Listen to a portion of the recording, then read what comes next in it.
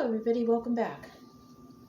I've got this shirt, it's kind of appropriate, Water Viper Tokyo Bathhouse. And it's got the dark spirits. Okay. And I've got my reading glasses. Today we have another local brew.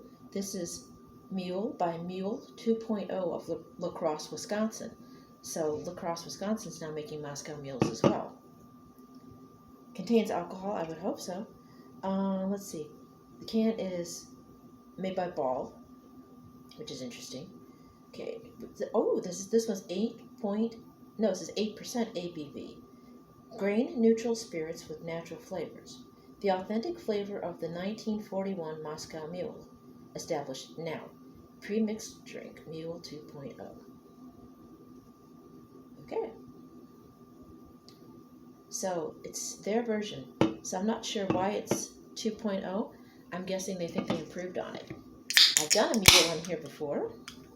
And just watch, it's the same one. Because the can's probably the same. Of course, it's clear.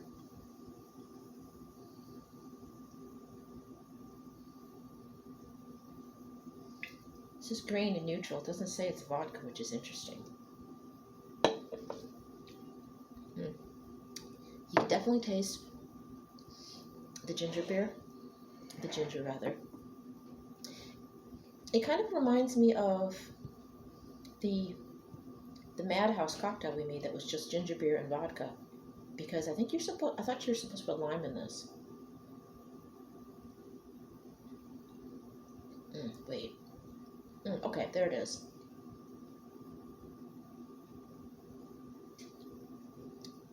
Lime's coming up. So, actually it is kind of, once you warm it up in your mouth a bit, the lime comes out. So it does taste more like an actual Moscow Mule. How does it compare? I'm not sure because it tastes exactly the same as the last Mule we did.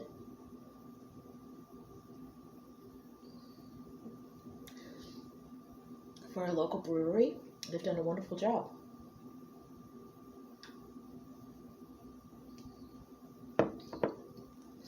They've actually nailed it. Let's see, what did I do yesterday? Yesterday, I uploaded my Staycation Day 1 video and did a review for Door County Cherry Wheat. And I went to St. Vincent de Paul again and picked up a couple of items. I said I was going to show them to you or share them with you.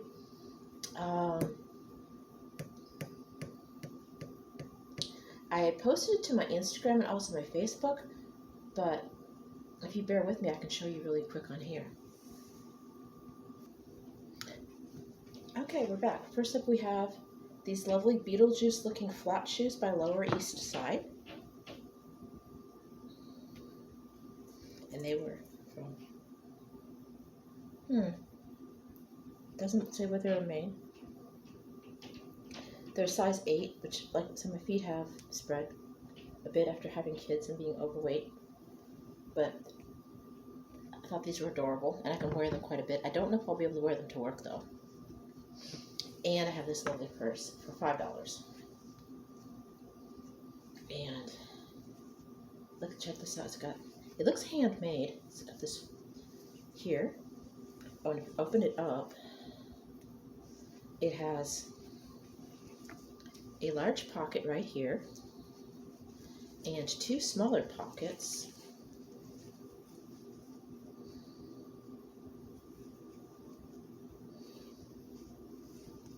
No, one smaller pocket, I'm sorry. One smaller pocket. So it has a pocket on either side and then the middle. And this is perfect. It's got a solid bottom. And there's no tag to speak of, which means this is most likely handmade. And they did a wonderful job. I can't credit the artist because there's no tags on it. So this was obviously handmade and I have no idea by who. I'm normally not big on sparkles, but check her out. She's got some little sparkly details on there. And this one will be perfect because my sugar skull, as I said, was not big enough for my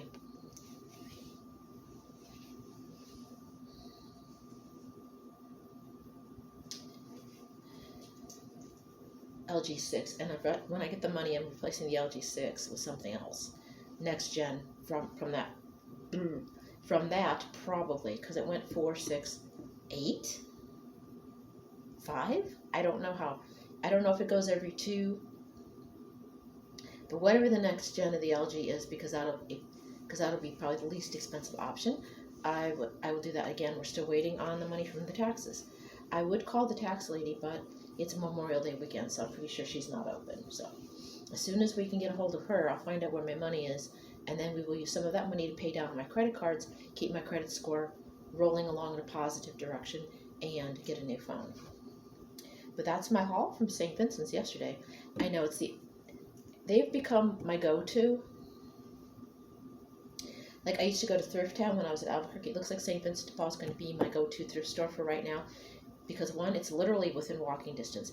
I can't get any furniture, which is sad, because I still want to get something else for the bedroom, and I need to revamp my living room a bit, but I'm going to wait, because again, fingers and claws crossed, we will get a house, and hopefully my credit score does not take a dive, because I've had to get some groceries and some other stuff that I did not want to do with my credit cards, because, oh, sorry, I got startled by a car going by. Like a dog. Woo, car! Anyway, so hopefully my cards have not taken a big hit. The lowest we can go is 548, so I've got to make sure I stay going in the right direction. And if we backtrack a little bit, we'll just get caught up and keep going. We have a year. 4 to 6 months for the paperwork, realistically, probably longer, maybe a year. So, but we will clean up a little bit more here. Spilled a little bit of my drink. Yeah, so yes, basically we have about a year, more or less, before everything will totally come together in the house front. I have a birth certificate to get yet. I'm still waiting on my birth certificate. Also, for my driver's license, and I'm hoping I get it, because if things go to you-know-where in a handbasket, as the old people say, I will be out of luck. So please keep your fingers crossed that my birth certificate comes through quickly. I should have gotten it when I thought I was going to get my Social Security, but then I didn't think I'd need it, because I'm getting a regular, like I said, I'm getting the regular driver's license as opposed to the real ID, which I will get further down the road once I decide I really want to do that, because I'm not planning on flying anywhere anytime soon. I can't afford to fly anywhere. If my kids did need me, one's in Pennsylvania, one's in Illinois, so they're fairly close. Not within driving distance, obviously, but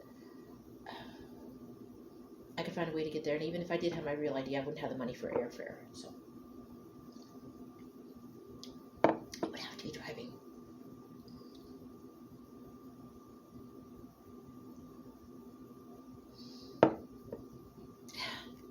So, anyway, sorry about that. I keep coming back to that. It's my sticking point, I guess. I hate being frustrated about lack of paperwork, but it's my fault, because I agreed to move, so let it go. Okay, anyway, to wrap things up on this, the Mule 2.0 is just as good as the other canned mules that I've had, and I've had at least one other one on here. In fact, I cannot tell the difference. They taste exactly the same. So, I don't have a whole lot of a glowing review on that. Let's see, once again, a review. It's not the best one I've ever had, and it's not the worst, because you really can't screw up a Moscow Mule. It's vodka, ginger beer, and lime.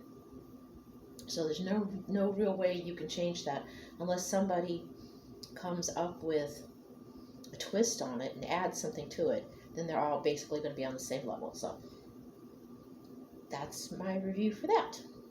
It's the same as the last mule I had, exactly the same, no difference, because there's nothing you can really change about it. Do I recommend it? Yes. Is it sessionable? No. Because at 8% ABV, you're not going to want to drink too many of them, so. Alright. So that's pretty much wraps things up. I will upload this one today, and then we've got I will do the carbless cranberry, namely because it's also a regional brew, obviously, which is interesting. I will do that one tomorrow, and then we'll have. I will upload this one today. Like I said, sometimes I spam you on my staycations, and I tend to do that. So I'm going to put this one up. We'll have the Mule 2.0, and then we will do the carbless cocktail, and then I will upload the hot honey from Van Leeuwen, and a Southwest coffee from Texas. And that will be it. Again, I've done my little jaunt. I didn't go to the expo. I went to, like I said, their store down the street instead. But the kind of things that I got would be something along the lines of the kinds of things I would have bought if I gone to the expo anyway, because I don't do dead things.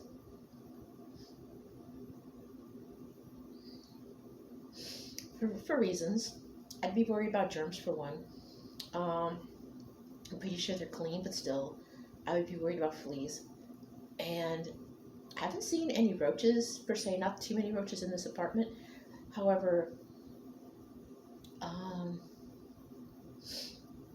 I do have some spiders, just like I did in my last apartment, so I'm leaving the spiders be. I did get a little scared with a couple of them, but I saw some baby spiders, so I'm letting them grow. So I've got roach pellets around and letting the spiders be from now on. Let the baby spiders kill whatever they can catch.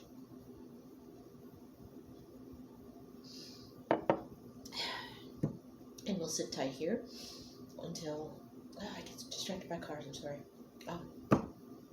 Let them do their thing. I'll do my thing, and we'll just hang on and pray the credit score keeps going in the right direction. Pray that I make good decisions. And what else have we got going? I was decided to try and play Kingdom Hearts again. However, I was just about done with the Toy Story level, but I got stuck, and I couldn't figure out if I was supposed to go back down into the. I think you're supposed to go back down into the mall to get out, and I got back down into the mall to get out, and I had a choice between going to Andy's house and going to one of the other levels. And every time I go back to Andy's house, it says I need to go back to the toy store. So there's something I missed in the toy store, and I accidentally overwrote my save data on the 3rd level. Or maybe not. No, wait. I do have a save point on the rest stop, which is the top level.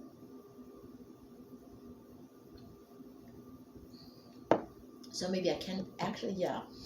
If I go back to the rest stop, I might be able to save the game, because I've got save points in a couple different places. I've saved on different areas.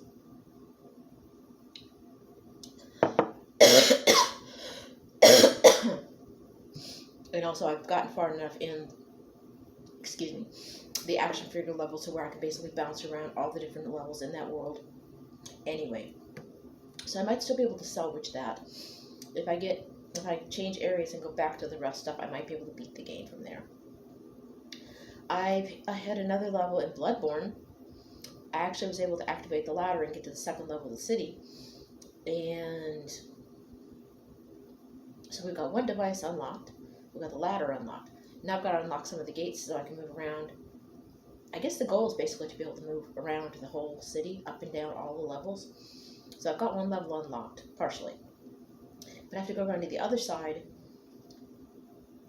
to unlock that level, and I've got to go around to the other side to unlock the... Basically, I've got one side of the 1st level and the 2nd level of the city unlocked. I have to kill enough beasts to get around to the other side and unlock that side as well. That way I can roam freely and kill whatever, and then get past what I need to get past, and maybe, I don't know if there's another city or what the heck.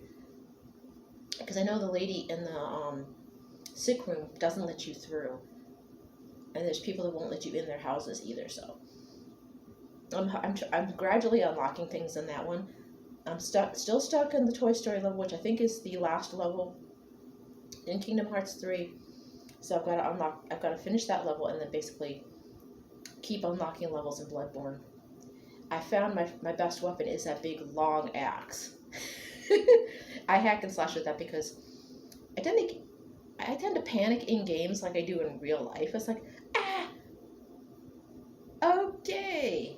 And then I just pull out the big axe and slash, slash, slash, slash. It works. It works for me. And when I created my character, I ended up making him look like the 12th Doctor. Try that sometime if you're playing Bloodborne. If you like to play Doctor Who, there's a way you can not hack the character, but the way you can modify the character using the physical characteristics. You can make him look like Peter Capaldi with an assassin's foot. It's really cool.